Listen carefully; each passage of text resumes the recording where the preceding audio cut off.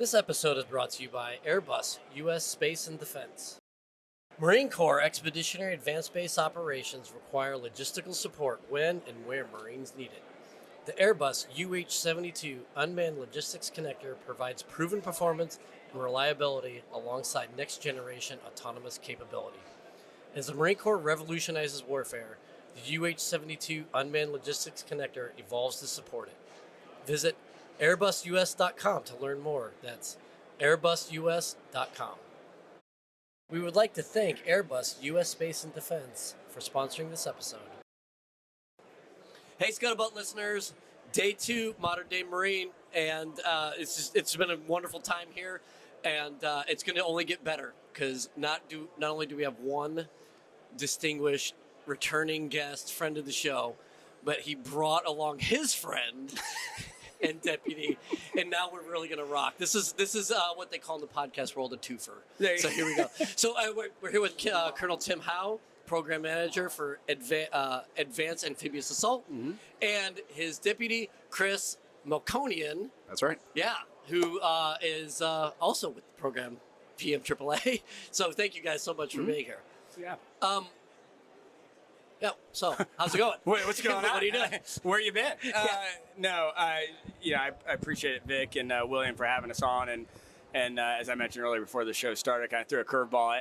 I knew I was coming on, and Chris was. We've been going around seeing different vendors today, and I wanted to ensure that I tried to get Chris on because he's a valuable member of this team, not only as my deputy personally, but his level of experience and expertise.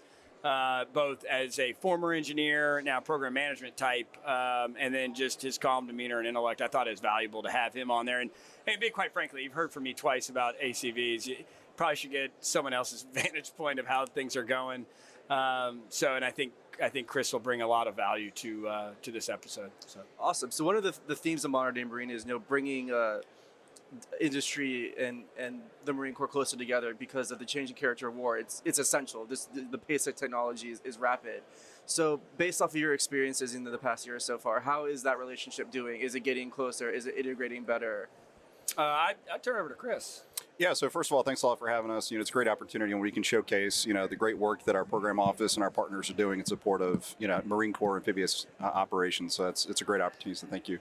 I will tell you in terms of, the work that Colonel Hough and I have done to kind of pave the way for partnerships to be able to really either connect with existing vendor bases or establish new ones to be able to make sure we've got options when it comes to sustainment and readiness of this fleet that continues to grow. So it's a great opportunity to be able to establish those partnerships and really find a way to sort of pave the ground, whether it's new contracting opportunities or just new ways of doing business, so we can make sure those companies, small business, large business, what have you, have access to the way that we do work and be able to connect and be able to support our mission. I think just to follow up on what Chris said, one of the things we've been working towards, and I said we were going to come out with it this year, had a little bit of some challenges with respect to refining. We're going to refine what we have as our modernization strategy. So it's an area where we're looking to help bring our relationship with industry even tighter. It's hard to see sometimes they're in a sole source environment with one big prime. How can I fit in? Well, we're going to have to modernize this vehicle over time, right? We're going to have it for close to, 30, 40 years probably. So we are going to have to upgrade the vehicle. There's technology that's going to change that we need to, implement on the vehicle. And that is where, to Chris's point, we've been working hard on a strategy that's going to be laid in over time to where our industry partners, whether small, big, can get in and really start helping out where maybe they didn't think they could. One quick example is a company called XRT. We had a requirement from General Berger to build a ACV driver simulator.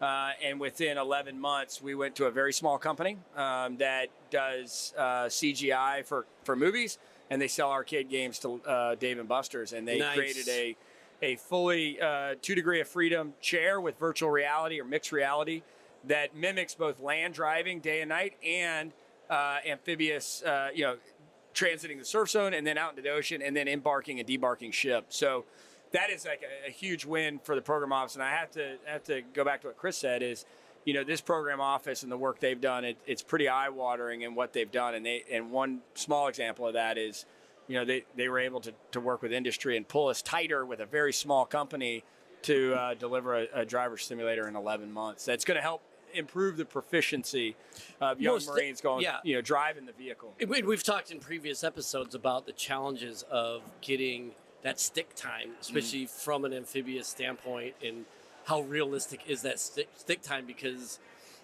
we really have to ORM. I mean, going in the water is the most dangerous thing you're going to do in the Marine Corps. And so, how do we leverage the risk and training opportunities and those sorts of things?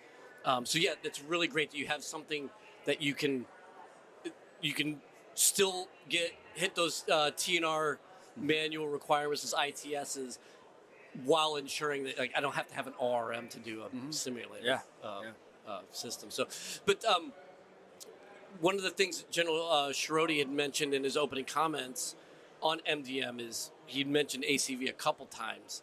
But before I dive into that, because I do want to talk about this modernization piece and the implementation of emerging tech so for Chris, as we're looking, we were talking before we started recording about how you're coming from the sub community, and what is some of your experiences now going from this massive strategic level thing that, it's a underwater city in a lot of ways, just has all of these, I can only imagine the amount of tech that goes into it, a very large and very small, to, essentially an infantry support platform that happens to also go on the water. Like, what have some of your experiences been as you've migrated over? No, that's a great question. I appreciate it. And I will tell you that at least over the course of my career, it doesn't really matter necessarily the platform complexity. It's really the team that you're bringing together, whether it's a small team or a large team. I'll tell you, having been on the in-service submarine side and seeing how they operate at a fast pace, that I've often asked, like, well, what happens during wartime? And they said the same thing we do today. We fight today, we train today the way we're going to fight tomorrow. And it was pretty eye-opening for them to kind of share with me how they create that op tempo during peacetime. But I can tell you that at least the level of rigor, the level of discipline that they bring to the game every single day is really setting the bar for how to do that kind of maintenance. But I will tell you, this platform is comparable in terms of the mission that it supports and the capability it brings to our Marines. And the need to bring together so many different organizations, whether they're Marine Corps organizations, partnerships with the Navy, partnerships with the Army, depending on what technology we're trying to integrate. It's key for us to establish those partnerships. So I would say on the complexity scale, it honestly is comparable. Oh, interesting. Yeah, because I would imagine, I guess, how about, so you were talking about the processes for submarines. Obviously, we've had submarines for a long time. Obviously, the tech within it, but I don't know, and maybe I'm oversimplifying it, but at its core, it's an underwater attack vehicle, submersible. And so that production line seems to have been established for quite some time now, whereas ACV, it really was a paradigm shift going from a tracked vehicle to a wheeled vehicle. I will tell you that, when I came back on board in late 22, I brought a lot of those best practices with me in terms of how do we do sustainment for large platforms. So the modernization strategy that Colonel Hough mentioned, he and I have been partnering on this ever since I got here, right? How do we shape the Marine Corps ACV for the future, right? We've said the Marines that are using the ACV today are going to use a very different platform in the future, and that's because of the work that our team's doing to pave that way, to identify those future technologies, to counter future threats, and we want to be the driving force for making that happen. So cool. Nice. Yeah, and correspondingly, it's not just modernization with new tech, it's finding areas on the vehicle that we need to improve at a cheaper cost. The right solution. Right. And so not only is it about, as Chris eloquently put it, is, the vehicle they're fighting with today is not going to be the vehicle tomorrow, because pace of technology, changing character of warfare, right, as we've seen, be it Ukraine or what we're going to see in the future possibly. But what we're seeing now with respect to some of our readiness challenges, those are also inclusive in that strategy and how we're burning some of those down to make it cheaper to employ and operate the vehicle, not just for a battalion, but for the enterprise, the service writ large, so that then, once we attack those, we can free up some critical fiscal resources for the Marine Corps to reinvest somewhere else if necessary. So. Yeah. It makes me think, as we are talking about force design, obviously expeditionary advanced basing, was Was this the right time for ACV? Yeah, I think Okay. so. I think whether it was ACV or whatever you want to call it, whatever vehicle, I think it was the right time. I think, I think the role of an assault amphibian capability, which, very unique in the DoD. We are one of one. Right? I just want to caveat. I felt really dirty asking that question. By the way, it hurt my soul. But here we are. No, I think what the ACV, what the AAV did, and I'll answer your question here more specifically in a second, but it provides flexibility for the combatant commander to employ ground forces from anywhere of our choosing, right? So long as a ship can get near within the established abilities of the ACV to swim, which is quite long, there will be a need, right? Because otherwise you're limited to heliborne. Right. You're limited to an LCAC, and this is the only capability I know that's, for the most part, all weather, anytime, And any day, self-sustaining, any night, right. self-sustaining. So, back to your original question, was this the right time? Yeah, I think the AAV was a great program. I mean, no doubt about it. That capability and what it's done for the Marine Corps and Marines over the past 50 years has been, just incredible. But at the same time, it got to a point where it wasn't as survivable, Right. wasn't as fast. It was becoming obsolete. Not and energy just efficient at all. didn't provide the capabilities that Marines need today. So, anyways. Yeah. So as we look around, then we've got. I feel like in so many ways. I mean, just in like collecting swag bags, you get inundated with the world of the possible. Like, look at all of this stuff. Right. How does that, from you guys, as we're talking modernization, is it sort of something you have to fight against, like becoming so enamored with like all of the possibility of the emerging tech, or are you guys pretty laser focused on like, I really know what we need and I appreciate what you're offering, but I know what we need. Yeah, so I will tell you it's a balance, right? I mean, we're fighting immediate obsolescence issues, and those will continue to grow through the life cycle of the vehicle. And then that balanced against trying to integrate new technology so the Marines always have, an unfair advantage. And so we're trying to find that balance in a fiscal reality where we may not have the budget for the total life cycle of the vehicle that we may need, but that's always going to be a struggle for any platform. And we're able to, I believe, through this modernization strategy, really creating kind of a model for sustaining a platform through its life cycle that's going to be able to find that right balance between dealing with today issues while also making sure the vehicle is able to fight tomorrow. Okay. Yeah, and I think just to dovetail off what Chris said, like we keep harping on this modernization strategy, and I think it's important to understand like what is it we're talking about, right? Because everybody should have it. I don't know that a lot of people deliberately sit down and go, okay, what are our near-term challenges we have to fix now? And then what are the ones that are, no kidding, priority must fix? Right. But then what are the ones we want to tackle later on? And then the point of that whole modernization strategy is, one, to provide a plan for CD&I to start laying out fiscal resources, getting after what that requirement should look like in a deliberate fashion. But then more importantly, going back to William's question about tying industry back in, it gives them a roadmap as to where we're going. Now, there might be some changes here and there if technology changes, but it gives them a roadmap. And as soon as they see we're committing money to that, they know we're all in. So now they're going to be all in. And the overall intent is they are looking at it now and saying, okay, I make whatever, widget X. They have a need for that. I'm going to improve upon that so that it can be used. And then when the time is right and they go out with an RFP and they want to do some development, we've already started, we've been thinking about it. Yeah. So the underlying foundational kind of goal with it is to increase the velocity kind of with acquisitions, in that you're not starting from the start line when you ask for it. Hopefully companies have looked at what we want to, where we're going, and have already started working at it, so we're that much farther ahead at the time of need. Does that make sense? So what are some of those inhibitors to failing to increase the velocity? Is it just red tape? Like what's preventing it from going the optimal speed, I guess? I think it's a combination of things. I mean, one of the things Colonel Hough and I have been pushing is trying to bring in small business more into our platform in terms of sustainment. And so when you talk about small businesses, sometimes they don't really understand how the acquisition process works, how the FAR works. And so, things like the driver trainer simulator that we kicked off last year, that was a great opportunity to bring an industry partner we never had, bring the latest and greatest gaming technology and merge that and blend that with Marine Corps operations and training. We want to do more of that. We want to find ways to bridge that gap where industry really is an active partner and able to jump in when we need them to and really carry their part of this process to get us capability out. So is looking for smaller businesses sort of looking away from centralized, more cookie cutter, you think you get the more personal relationship or the personal product?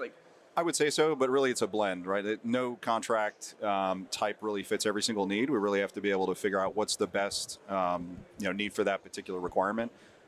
We've tried to create the small business as the default. Let's try and iron that out first, and if it's not the right fit, that's okay. We'll move on to the next contract type.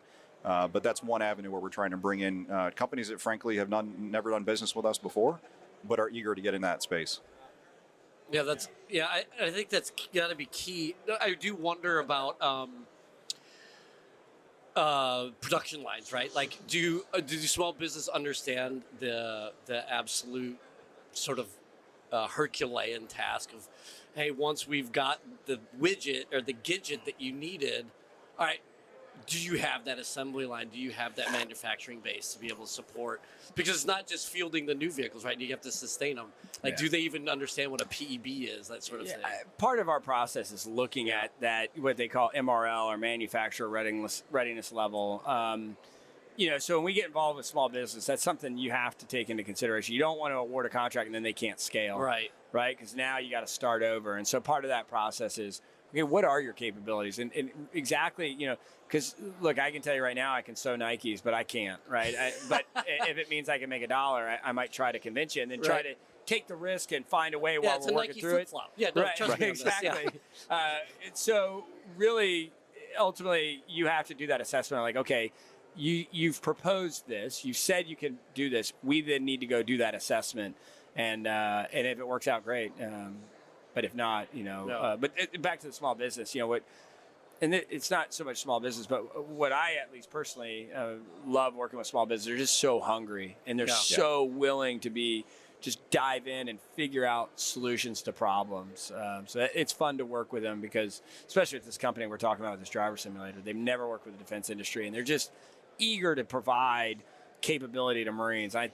It's really that essence with a small business of like that patriotism because they've never, maybe in some cases, they've never done Probably it before. never even conceived of it when they first started up, right? And it's fun to watch a small company like that just really get energized and grow and deliver capability. It's pretty cool. That is very cool. Yeah. I guess to shift gears a little bit, I don't mean to have this part of the conversation come to an abrupt stop, but I do wonder, as we are talking about capability and sort of niche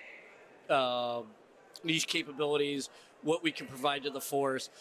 We've talked about sort of the industrial base and the modernization of ACV. What are some of the things you're seeing from the fleet? And I guess specifically is, I just look right over here and I see fast attack boats and things of that nature. I know, I've heard, Scuttlebutt being what it is, that, Fourth Tracks is actually like potentially fielding small craft. And I know that, they're sending Amtrackers to coxswain courses and stuff. What are you guys seeing on your end of it? Because as a program manager, you're also sort of overseeing a lot of the, like you're coordinating with TCOM and stuff, and like how, like, what does that look like for the MOS, right? Right. So if I understand your question, too much? Yeah. Yeah. If I understand your question, is like, what are we seeing? Like, what is the feedback from the fleet, and how does it relate to, I guess, capability we're seeing? Yeah. So everyone's excited about the ACV, right? But at the same time, we're also talking about like surface craft, yeah, right? And sort of really changing the face of what an Amtracker is. Yeah. I mean, that's certainly when. Couple things there. So, when the AAV, when the decision was made not to put the AAV in the water, while there was a lot of tasks and requirements that Marines could still execute as Amtrackers that were translatable to an ACV, unfortunately, and for all the right reasons, we took away a very big mission set. So we had to, as you know, Amtrackers can be utility players and do anything, right? Yeah, and one of those is, hey, we're going to get the most use out of these Marines by we got a small craft mission. Well, they do amphibious stuff. Let's get them on that. They have an understanding how the ocean works. So that's been neat to see. But then also, as we've transitioned to the ACV, the requirement for safety boats to train has driven a requirement for Marines to be coxswains and execute those small, that safety boat mission to enable training. That's outside of the program office. We don't deal with the small craft. That's we don't manage that program. But that was a very big effort. I don't remember Lieutenant Colonel Matt Hull, who just retired. Yeah. We were calling him the Admiral because he was the guy that was managing for the requirements for that program, right? Right. He was managing the requirements for that program to make sure that they could get the safety boats in order to, go and train. And I think that is just a very small reflection of the professionalism of this MOS and where it's going. Where when you and I grew up, it was, just get it done, right? And now it's a very professional, deliberate and methodical transition into this MOS where you do have small craft that, or small boats have to be out there as safety boats. You probably will have to get reps and sets and quals and currency, maintain your qualifications and currencies on the simulator before you're allowed to go execute live on a vehicle and before you're even allowed to put Marines in the back and go execute, right? So the whole intent is to professionalize the MOS in order to make the MOS the most proficient and safest with respect to the employment of the vehicle and then the tactical employment of the vehicle. And it's moving more towards an aviation type model, and all for all the right reasons. Right. We went from a 1972 analog armored Winnebago to a 21st century digital wheeled platform, and there needed to be some recognition that this is not your dad's, which I guess you and I are the dad, your dad's AAV. Yeah, the most technological thing in the vehicle was the CD player I brought in to listen to music on my intercom system. Right. So we had to recognize that we had to transition to something that was a lot more complex and required a deliberate improvement to not only training, and that was safety and getting proficient, but also improve how we manage the MOS, et cetera. So, yeah. I want to lead into a somewhat controversial topic, and so if it's no good, I'll just pretend to hit stop, and then you can talk on the microphone. I can blindside you guys to the library. But I mean, really, so amphibious lift, obviously the ACV provides a tremendous amount of capability. And you had mentioned, hey, as long as you have naval shipping that can get us to where the ACV can be employed, it can do all of those mission sets. How about that amphibious lifting? How about that naval shipping that's going to get us there?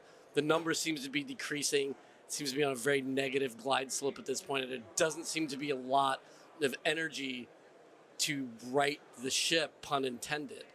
What are you guys seeing on your end for how the hell we're going to get these vehicles? I was going to turn that over to Chris, and he can hold that hot coal. No, I'm not going to wade into that conversation other than to say I think our Marine Corps leadership has been very clear and deliberate on what the right number is. I believe 31 is what the actual number that they've stated is.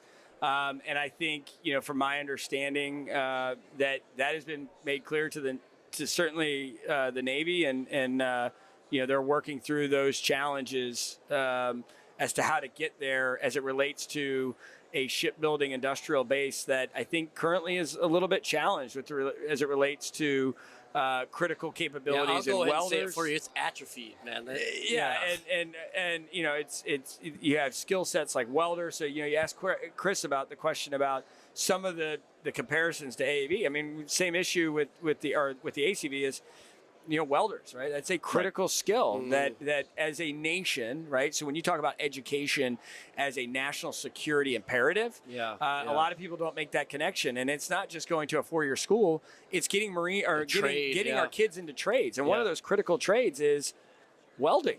And so I think That's going back to your original question about where we're at, is it the right number? I think, like I said, our Marine Corps leadership, both the Commandant and Lieutenant General Heckel, as the DC for CD&I, have been very clear and full-throated on what the number is. And I know there's obviously lots of conversations between them and their counterparts in the Navy and Congress. But I mean, and I know the answer to this, but I mean, you guys are still going full rate production, Absolutely. regardless. Absolutely. Yeah, I think that regardless of those, higher level decisions, our goal, our mission is to be laser focused on delivering as much capability on time as we can. Yeah. To give Marine Corps leadership trade space and options, so they can execute their mission, knowing that ACVs will be there when needed, and operate as intended. Nice.